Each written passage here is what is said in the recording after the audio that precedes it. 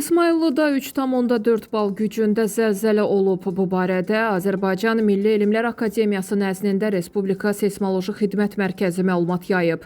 Bildirilib ki, zəlzələnin ocağı 4 kilometr dərinlikdə yerləşib. Zəlzələ episentrdə 4 bal, Baskal, Lahıc qəsəbələrində, Əhən kəndində və ətraf yaxın yaşayış məntəqələrində 3 bala qədər hiss olunub.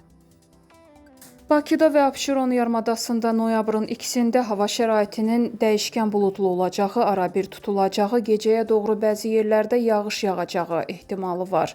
Milli Hidrometeorologiya Xidmətindən verilən məlumata görə havanın əsasən yağmursuz keçəcəyi gözlənilir. Mülayim şimal-qərb küləyi gündüz şimal-şərq küləyi ilə əvəz olunacaq. Bakıda havanın temperaturu gecə 11-15, gündüz 17-20 dərəcə isti olacaq.